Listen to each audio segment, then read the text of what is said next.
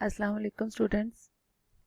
7th class आज हम अपना चैप्टर जो कल हमने स्टार्ट किया था सेकंड टर्म का सेकंड चैप्टर ग़ज़वा हुनैन, हम आज इसके नेक्स्ट पेज 34 की रीडिंग करेंगे। अपनी बुक्स निकालें, पेज नंबर 34 खोलें और अपने हाइलाइटर्स और पेंसिल्स अपने हाथ में रखें। ठीक है बेटा, हमने कल पढ़ा था कि नबी पाक सल्लल्लाहु अलैहि वसल्लम उस वक़्त भी मैदान जंग में इस्तकामत का पहाड़ बने रहे, यानी तो साबित कदम रहे जब सब मुसलमान इधर उधर परेशान होकर भाग रहे थे। तो नबी अकरम सल्लल्लाहु अलैहि वसल्लम अपनी जगह पर डटे रहे।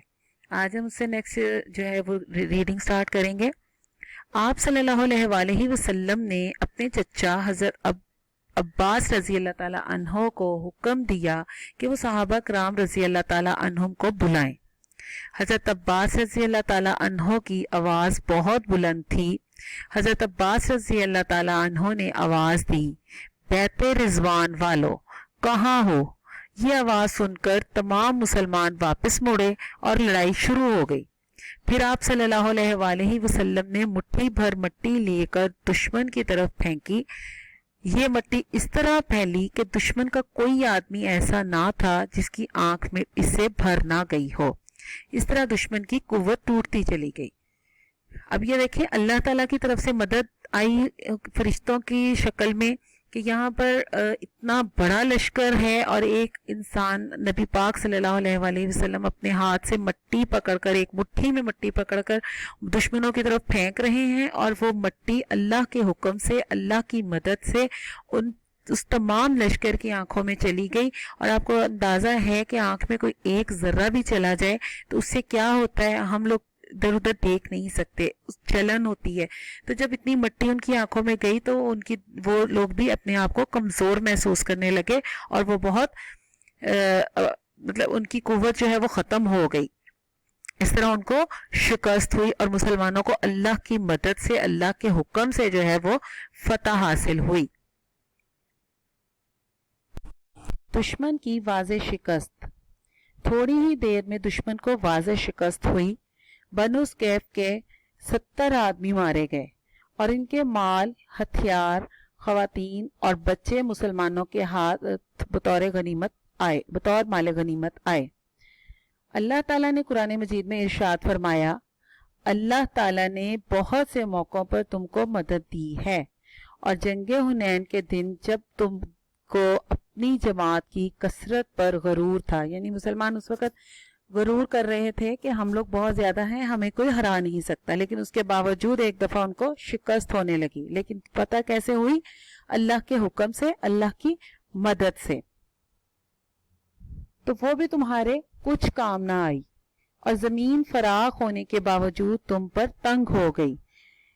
फिर तुम पीठ फेर कर फिर गए।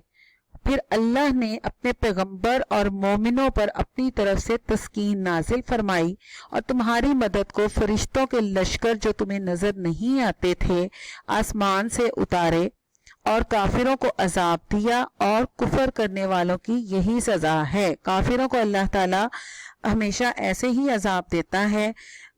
मुख्तलिफ अजाब कुफार पर आए, लेकिन उसके बावजूद कुफार को ये समझ नहीं आई कि हम पर अजाब क्यों आता है। वो अपने ही उस पर अड़े रहे कि हम ठीक हैं। ग़ज़वा हुनैन से हमें ये सबक मिलता है कि हमें ज़ाहिरी असबाब पर फ़ख्र नहीं करना चाहिए, बल्कि हर हाल में अल्लाह ताला से मदद तलब करनी चाहिए। यानी हमें जो चीज़ नज़र आ रही है कि जैसे एक इंसान के पास बहुत पैसा है तो वो ये समझे कि ये पैसा ही मेरे काम आ सकता है। पैसा हर मसले का हल नहीं है। जब तक अल्लाह ताला की मदद किसी इंसान के साथ नहीं होती उस वक़्त तक हम कुछ नहीं कर सकते।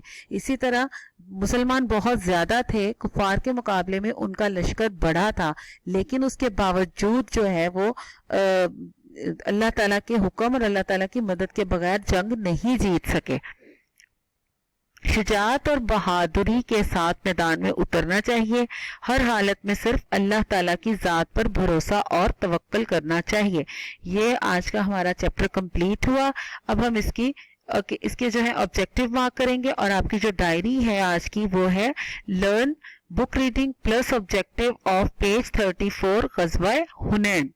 ٹھیک ہے, آپ اس کو مارک کر لیں. اور بیٹا پلیز آپ سے میں بار بار کہتی ہوں کہ اپنے آبجیکٹیو کو اچھی طرح سے یاد کیا کریں, سمجھ کے یاد کیا کریں, تاکہ آپ کے پیپرز میں جب آپ اس کو یہ بک میں سے آپ کے آبجیکٹیو مارک آتے ہیں, آبجیکٹیو جو ہم مارک کرواتے ہیں ان میں سے جب آپ کو آ جاتے ہیں تو آپ اس میں بہت زیادہ کنفیوز ہوتے ہیں. تو اس کو اچھی طرح سے یاد کیا کریں. بلند بیت رضوان والو, مٹھی بھر مٹی, واضح شکست, 70 آدمی, مال غنیمت, کثرت, فراخ, فرشتوں, ظاہری اسباب, مدد, شجاعت, توکل. ٹھیک ہے, یہ ہمارا آج کا لیسن ہے. اوکے بیٹے, اللہ حافظ.